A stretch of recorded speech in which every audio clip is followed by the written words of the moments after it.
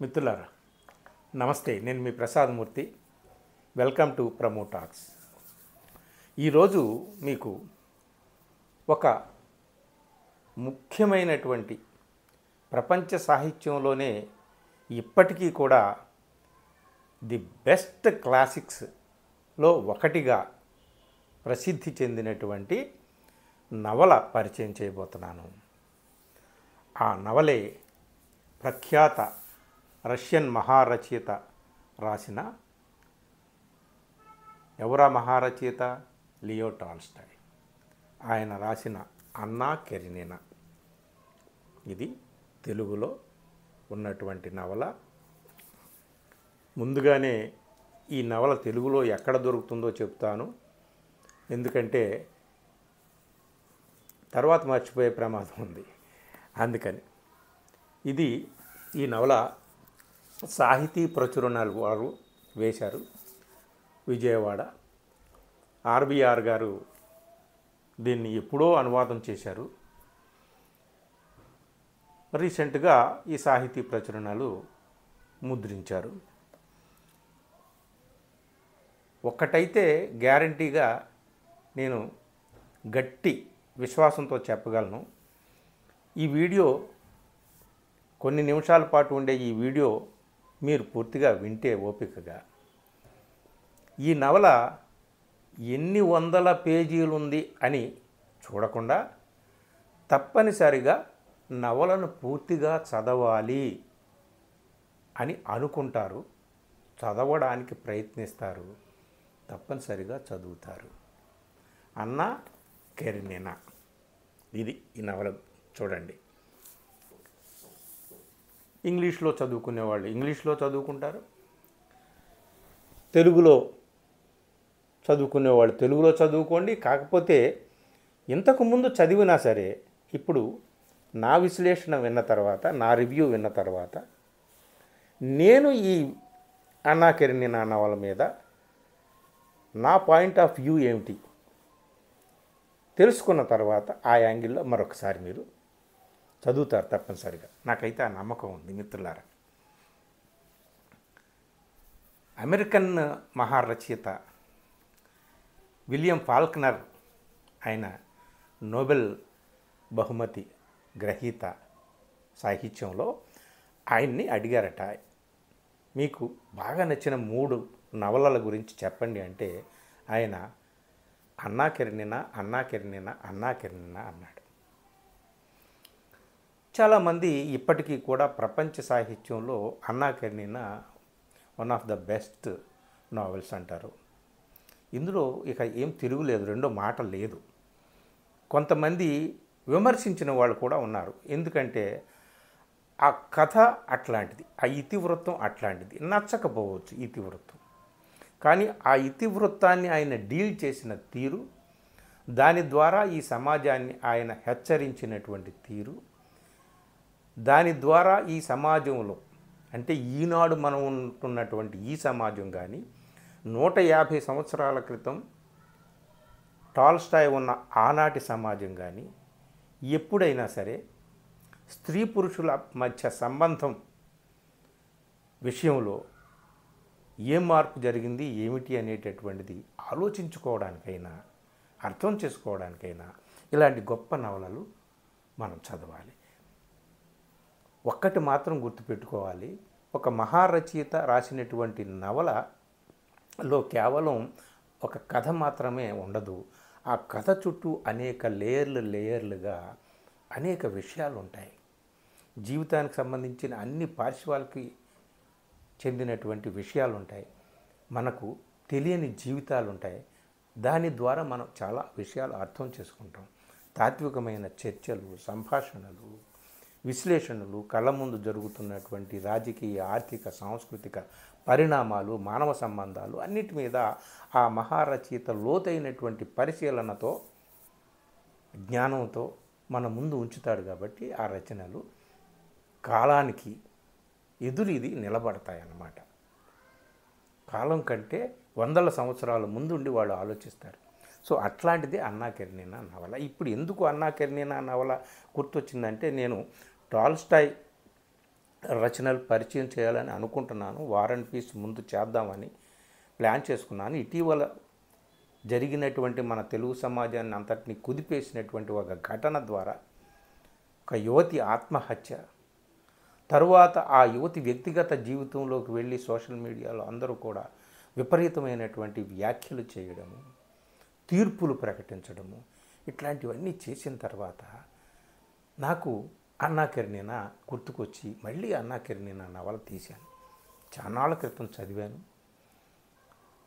మళ్ళీ తీశాను. అంటే 150 సంవత్సరాల తర్వాత కూడా ఈ సమాజంలో ముఖ్యంగా స్త్రీ పట్ల, స్త్రీని చూసేటటువంటి చూపు పట్ల, స్త్రీ చుట్టూ అల్లినటువంటి ఆ ముళ్ళ కంచెలు, శాస్త్రాలు, నీతులు, నియమాలు, నిబంధనలు, మతపరమైనటువంటి కట్టుబాట్లు, ఇవన్నీ కూడా వీటిలో ఏమైనా మార్పు వచ్చిందా లేదా అని ఆలోచిస్తే పెద్దగా మార్పు ఏమీ లేదేమో, 150 సంవత్సరాలు గడిచినా అని అనిపిస్తుంది అన్నమాట. సో మిత్రులారా, ఈ అన్నా కెరెనినా నవల గురించి మాట్లాడుకునేటప్పుడు ముఖ్యంగా 2 విషయాలు చెప్పుకోవాలి. ఒకటి, టాల్స్టాయ్ జీవన రేఖలు ఒక్క నిమిషమైనా మాట్లాడుకోవాలి. మహానుభావుడు మాక్సిమ్ గోర్కీ అన్నట్టు టాల్స్టాయ్ ఒక మత్స్యం అయితే, అంటే చేప అయితే, ఆయన ఒక మహాసముద్రంలో ఈదులాడేవాడు. చిన్న చిన్న కాలువలు, నదులు, చిన్న చిన్న సముద్రాలు కాదు, మహాసముద్రంలో ఈదులాడేవాడు. లేదా ఆయన ఒక సైంటిస్ట్ అయితే గొప్ప గొప్ప ఆవిష్కరణలు చేసేవాడు. గోర్కీ అన్నాడు ఆ మాట. కానీ లియో టాల్స్టాయ్ రచయిత అయ్యాడు, అంతకంటే గొప్ప ఆవిష్కరణలు చేశాడు. మానవాళికి అద్భుతమైనటువంటి కానుకగా ఇగో అన్నా కెరెనినా, అలాగే యుద్ధము శాంతి లాంటి గొప్ప రచనలు మనకు అందించాడు. గోర్కీ అంటాడు, ఆయన దేవుడి మీద నాకు నమ్మకం లేదు కానీ టాల్స్టాయ్ నాకు దేవుడిలా కనిపించాడు అంటాడు టాల్స్టాయ్ చివరి రోజుల్లో. ఎందుకంటే టాల్స్టాయ్ అట్లా జీవించాడు. 1000 ఎకరాల ఎస్టేట్కి ఆసామీ యజమాని అయినప్పటికీ చివరికి మనిషికి కావాల్సింది 6 అడుగుల నేలరా, ఎందుకు ఇదంతా అని చెప్పేసి ఒక సంచి తగిలించుకొని అనామకుడులా వెళ్ళిపోయి ఎక్కడో రైల్వే స్టేషన్లో చనిపోయాడు, దిక్కులేని వాడిలా. ఆయన జీవితం అపారమైనటువంటి అనుభవంతో నిండింది. రైతుల పట్ల, పేదల పట్ల కరుణ, దయ, జాలి, సానుభూతితో జీవితం అంతా బతికాడు. ఏం చూశాడో, ఏమనుకున్నాడో అదే రాశాడు, ఏం రాశాడో అదే ఆచరించాడు. ఆయన జీవితం చాలా అద్భుతమైనటువంటి జీవితం. అదే ఒక పెద్ద గొప్ప పాఠం మానవాళికి. అది సెపరేట్ ఎపిసోడ్. ఆయన గురించి వేరే వాళ్ళు వీడియోలు చేశారు, మీరు చూడవచ్చు, వినవచ్చు. మనం అన్నా కెరెనినా దగ్గరికి వచ్చేద్దాం. అన్నా కెరెనినా నవల గురించి మాట్లాడడానికి చాలా వీడియోలు చేయొచ్చు. సో అన్నా కెరెనినా నవలలో ముఖ్యమైనటువంటి ఇతివృత్తం గురించి, దాని గురించే మాట్లాడుకుందాము. ఎందుకంటే మన బాలగంగాధర్ తిలక్ అన్నట్టు, దేవుడా రక్షించు నా దేశాన్ని పవిత్రుల నుంచి, పతివ్రతల నుంచి అంటాడే. పతివ్రతలు అంటే ఇక్కడ స్త్రీల గురించి అన్నట్టు కాదు ఆయన అర్థం. తామే నీతిమంతులమని, తామే అతి పవిత్రులమని భావించేటటువంటి మహానుభావులతో నిండిపోయిన లోకం ఇది. వాళ్ళు అట్లా స్టేట్మెంట్స్ ఇస్తారు ఇతరుల గురించి. టాల్స్టాయ్ అంటాడు, ఇతరుల జీవితం మీద తీర్పులు చెప్పే హక్కు నీకెక్కడుంది, నాకెక్కడుందిరా అని చెడామెడా వాయిస్తాడు. కేవలం ఒక మాటతో కాదు, ఇదిగో ఇంత పెద్ద నవలతో ఈ మొత్తం ప్రపంచం చెంపలు వాయించేశాడు అనమాట, తీర్పులు చెప్పకండి అని. ఇప్పుడు కథలోకి వద్దాము. ఈ కథ విని కథని మాత్రమే చెప్పుకుందాము.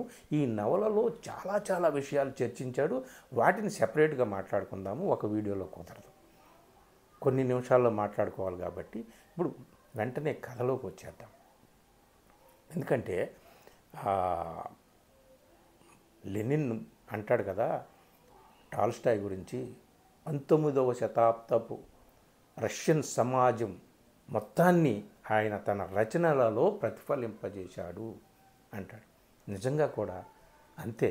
కేవలం రష్యన్ సమాజమే కాదు, మొత్తం మానవ సమాజం అంతా కూడా ఆయన రచనలలో ఉంటుంది. అందుకనే అలాంటి మహానుభావులు నిలిచిపోతారనమాట. ఇప్పుడు అన్నా కరెనినా నవలలో ఉన్న ప్రధానమైనటువంటి కథలోకి వచ్చి అసలు దీంట్లో అన్నా కరెనినా నవలలో ఏం చెప్పాడు, మనకు ఏం సందేశం ఇవ్వబోయాడు టాల్స్టాయ్ అందరూ ఎలా అర్థం చేసుకున్నారు, నేను అలా అర్థం చేసుకున్నాను.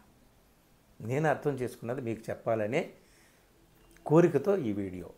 ఇందులో సింపుల్గా స్టోరీ చెప్తే, అన్నా కరెనినా, అన్నా అని మన వాళ్ళు తెలుగులో రాశారు కాబట్టి అన్నా అని అందాము, వాస్తవానికి ఆనా అనాలి.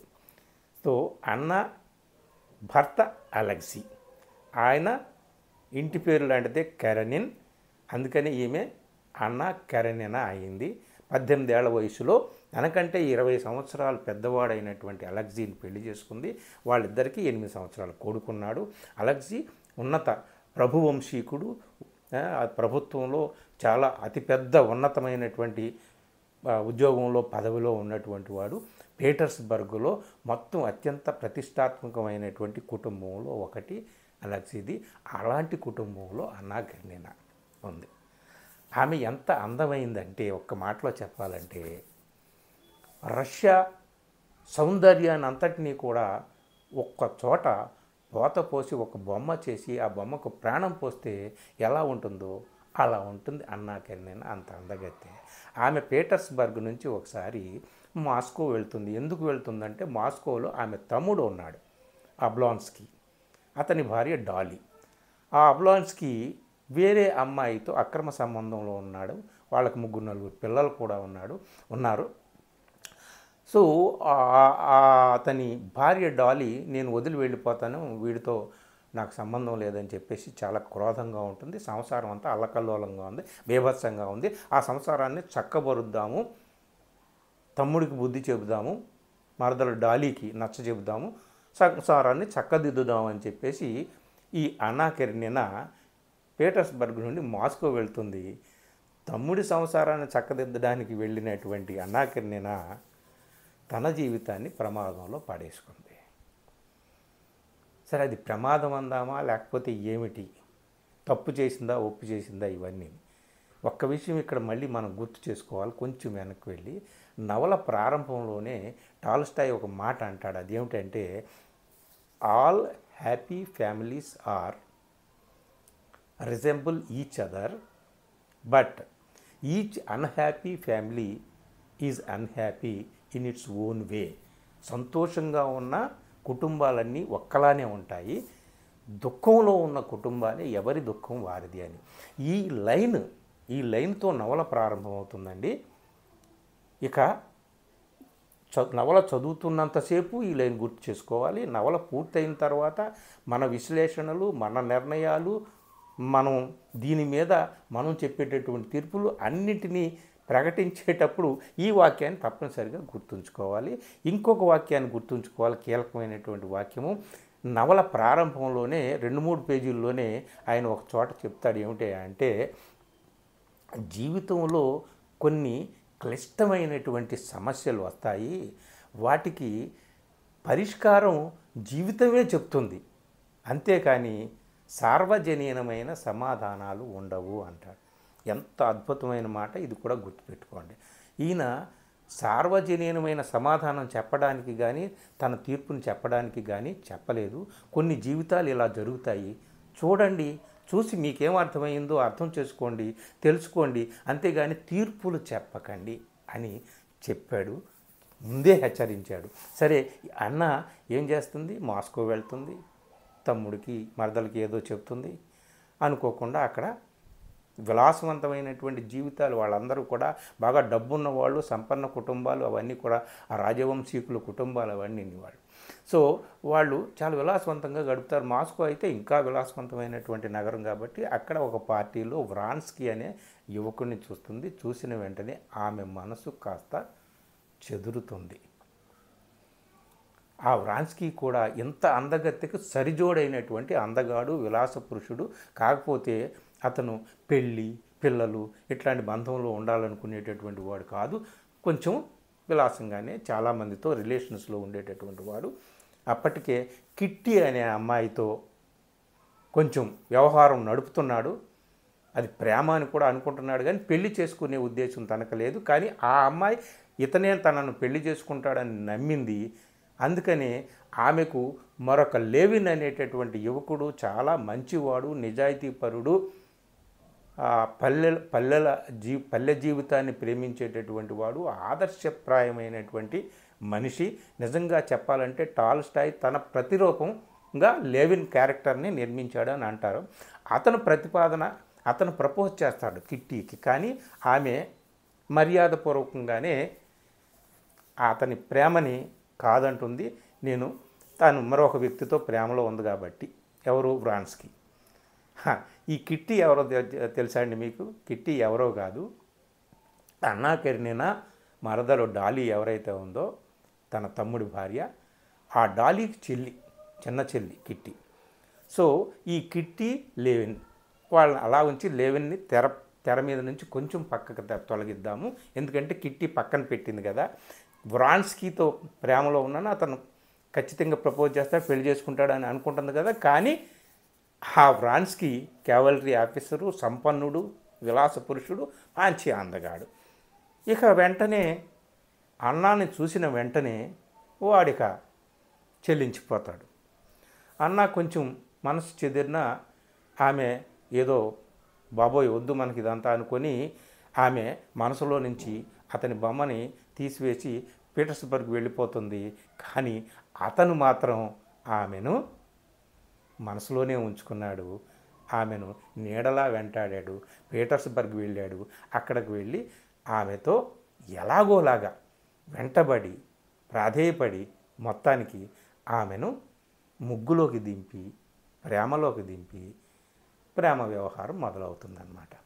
అతనితో సంపూర్ణంగా ప్రేమలో పడిపోతుంది. భర్తకు తెలుస్తుంది, అలెక్సీ ఏమిటిది, నా పరువంతా పోతుంది, అందరూ అనుకుంటున్నారు, చెవులు కొరుక్కుంటున్నారు, ఏమిటని అంటే ఆమె నిజమే, నేను వ్రాన్స్కీతో ప్రేమలో ఉన్నాను.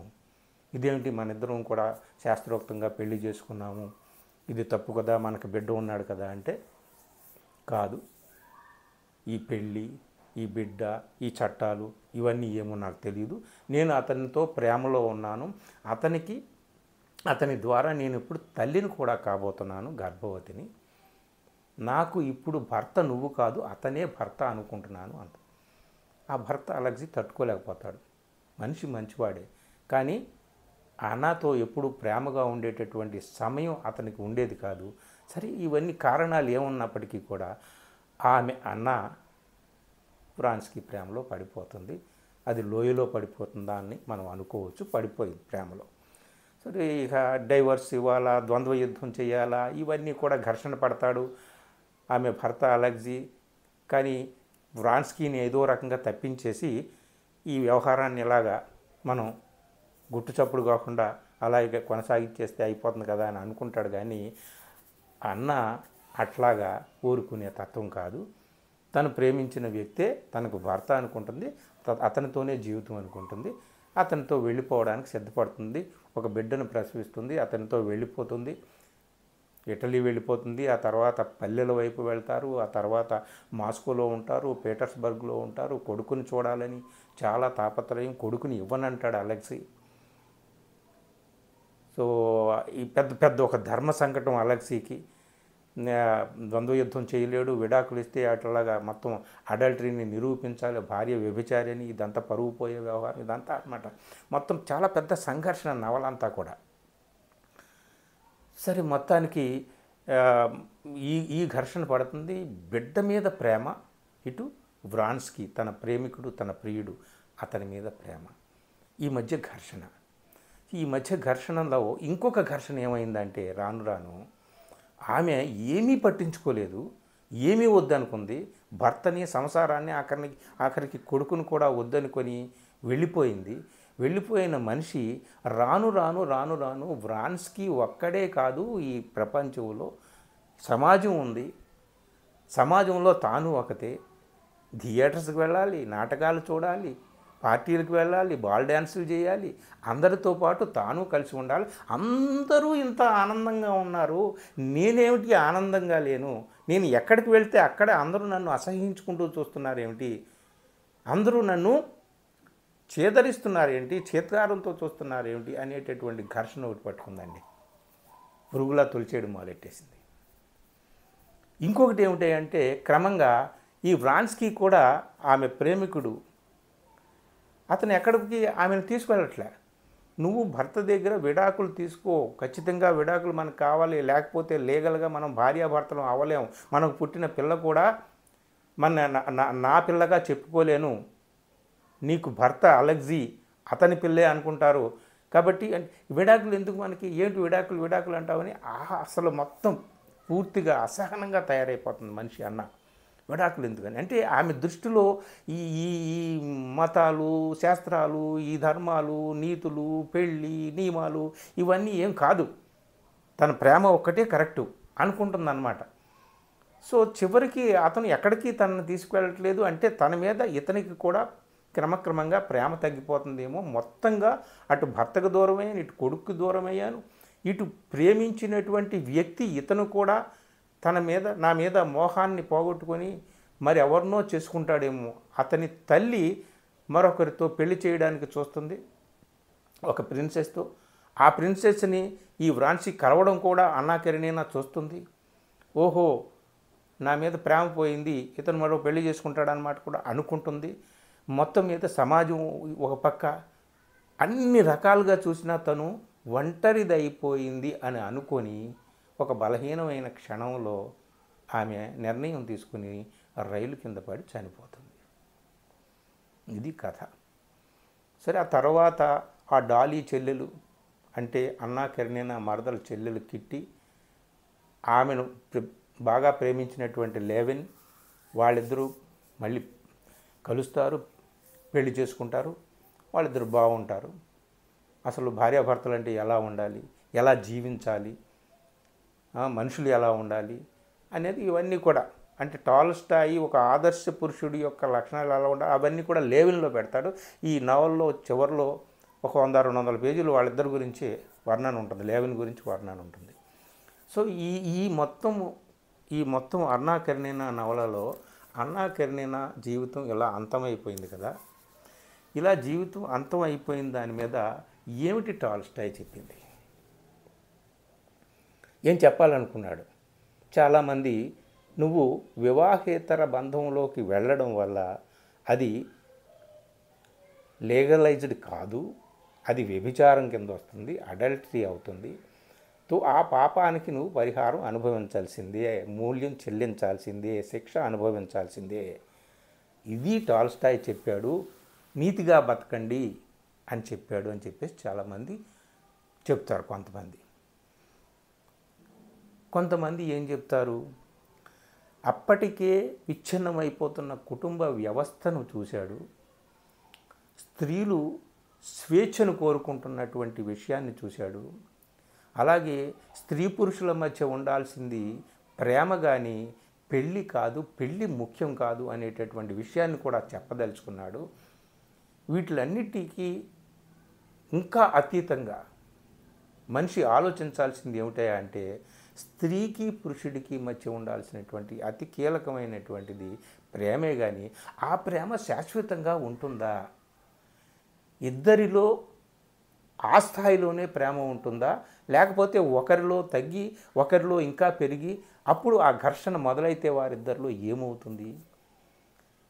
ఇలాంటి సమస్యలు అందరిలోనూ రావు, కొందరిలో వస్తాయి. ఆ కొందరిలో వచ్చినప్పుడు ఆ సమస్యని మొత్తం ప్రపంచ సమస్యగా మనం తీసుకోకూడదు.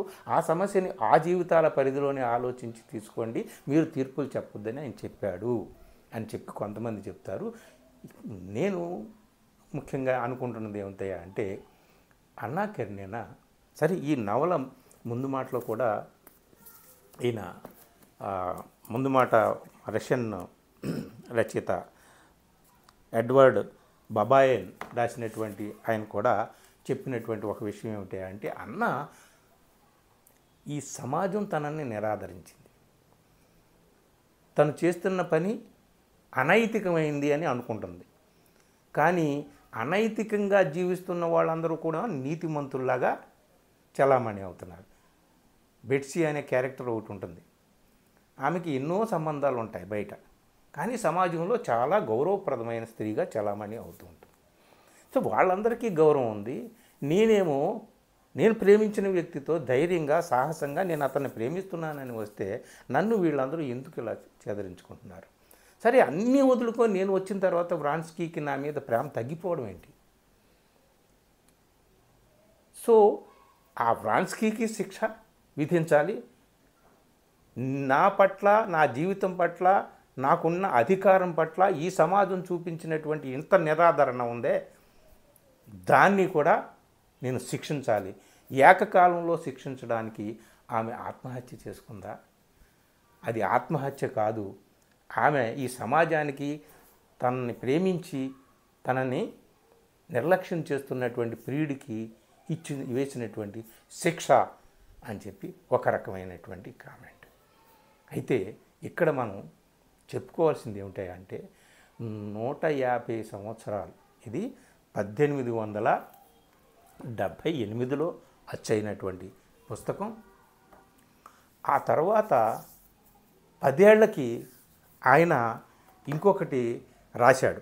అదేమిటంటే క్రూడ్జర్ సొనాటా అని 1889లో. అది కూడా సేమ్ కంటెంట్నే ఆయన అందులో తీసుకొచ్చాడు. కాకపోతే చిన్న నవలిక, 100 పేజీలు ఉంటుంది. అందులో ఒక స్త్రీ వివాహేతర సంబంధం పెట్టుకున్న కారణంగా ఆ స్త్రీని ఆమె భర్త చంపేస్తాడు. చివరికి కోర్టు అతన్ని నిర్దోషిగా వదులుతుంది. ఎందుకంటే అతని భార్య వివాహేతర బంధం పెట్టుకున్నది, అది వ్యభిచారం కాదు కాబట్టి అని చెప్పి కోర్టు అతన్ని నిర్దోషిగా వదిలేస్తుంది, ఏం చేయదు. సో అందులో కూడా స్త్రీ పురుషుల బంధము, స్త్రీ పురుషుల మధ్య ఉండేటటువంటి లైంగిక సంబంధము, ప్రేమ, ఇట్లాంటి విషయాలన్నీ కూడా చాలా చర్చించాడు. ఆనాటి సమాజానికి అది రుచించలేదు. రష్యా నిషేధించింది, అమెరికా నిషేధించింది, కానీ అన్ని దేశాలు కూడా దొంగచాటుగా ప్రచురించుకున్నాయి. సరే, తర్వాత రష్యాలో కూడా ప్రచురించారు. ఏది ఏమైనా ఆ నవలికలోనూ ఈ పెద్ద నవలలోనూ ఆయన చర్చించింది స్త్రీకి పురుషుడికి ఉండాల్సినటువంటిది ఏమిటి.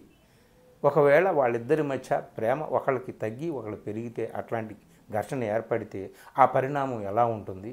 ఆ పరిణామాన్ని కొందరు తట్టుకోగలుగుతారు, కొందరు తట్టుకోలేరు. తట్టుకోలేని వాళ్ళు వెళ్ళిపోతారు తమ జీవితాలను అంతం చేసుకొని. అందుకనే సుఖంగా ఉన్న జీవితాలన్నీ ఒకలాగే ఉంటాయి, దుఃఖంలో ఉన్న జీవితాలే ఎవరి దుఃఖం వాళ్ళది. కాబట్టి తీర్పులు మనం చెప్పడానికి మనం ఎవరము ఈ లోకంలో అని చెప్పేసి ఆయన చెప్పాడు.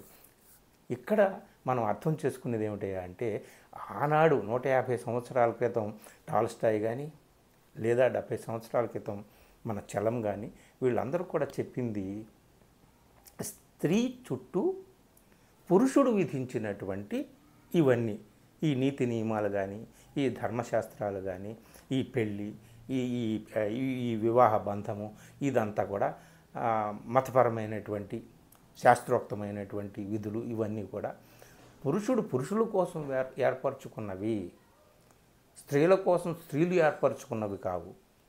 వాటిని ఎప్పుడో ఒకప్పుడు ఎవరో ధిక్కరిస్తారు. వాటిని, ఆ నిషేధాజ్ఞలను అన్నిటినీ కూడా ధిక్కరించి ఉల్లంఘించి బయటకు వస్తారు. అలా బయటకు వచ్చినప్పుడు వాళ్ళు సాహసంగా కొందరు ఎదుర్కోగలుగుతారు, కొందరు ఎదుర్కోలేక అంతమైపోతారు. వాళ్ళని మనం అలాగే చూడాలి. ఎన్ని శతాబ్దాలు గడిచినా ప్రస్తుతానికి సమాజం అలాగే ఉంది. నిన్న మొన్న జరిగినటువంటి ఇన్సిడెంట్తో సహా మనం వాళ్ళ జీవితాలని అలా ప్రత్యేకంగా మనం చూడాలి. ఇంకా స్త్రీని నిషేధించేటటువంటి ఈ చట్టాలు కానీ, ఆజ్ఞలు కానీ, ఈ సూత్రాలు కానీ, ఇవన్నీ కూడా పురుషులు ఏర్పాటు చేసినవే, అవే అమల్లో ఉన్నాయి.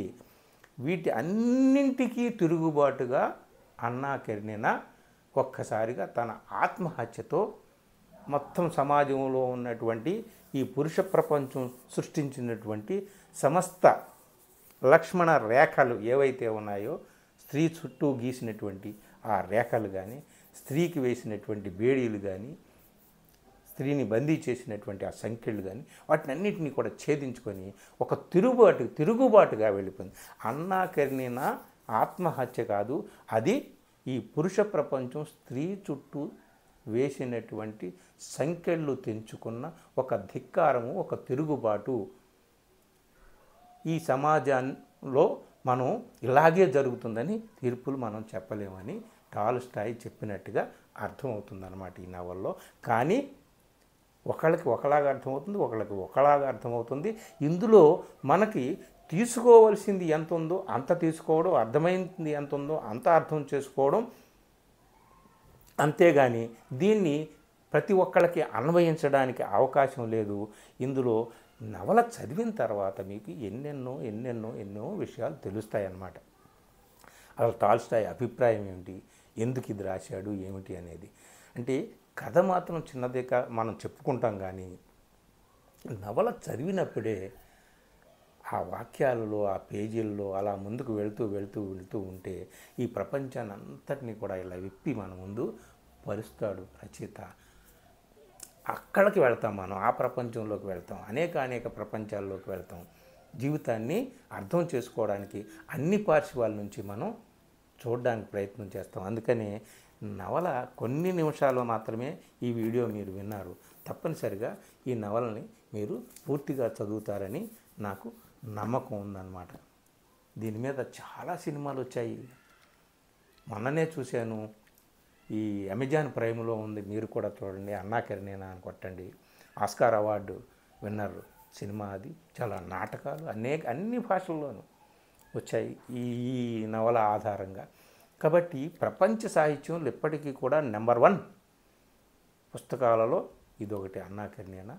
తప్పనిసరిగా ఈ అన్నా కెరీనేనా నవలని మీరు చదవండి.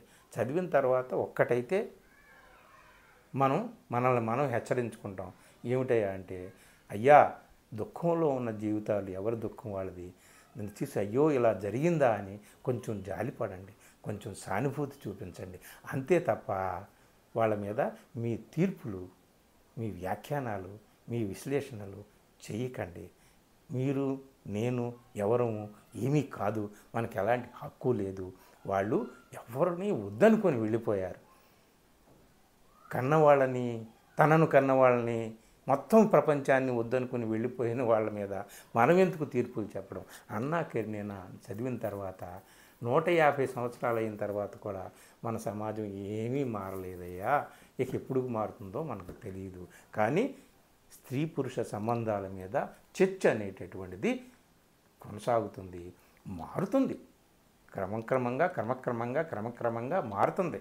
ఈయన అన్నట్టు ఆ మార్పులు క్లిష్టమైనటువంటి సమస్యలకు పరిష్కారం జీవితమే ఇస్తుంది, కానీ సార్వజనీనమైనటువంటి సమాధానం ఏమీ ఉండదని అన్నాడు కదా. అలాగే మనం అర్థం చేసుకోవాలి. అంతే తప్ప తీర్పులు చెప్పడం అనేటటువంటిది కరెక్ట్ కాదు అని చెప్పడం కోసం ఈ నవల యొక్క పరిచయం నేను చేశాను. నచ్చితే మీ కామెంట్ల ద్వారా తెలియచేయండి, నచ్చకపోయినా సరే మీ అభిప్రాయాలు తెలియచేయండి. సినిమా కూడా దొరుకుతుందో చూడండి. తర్వాత ఈ నవలలో ఇతర అంశాలను ఏం చర్చించాడు అనేటటువంటిది మనం తర్వాత చెప్పుకుందాం. Thank you very much.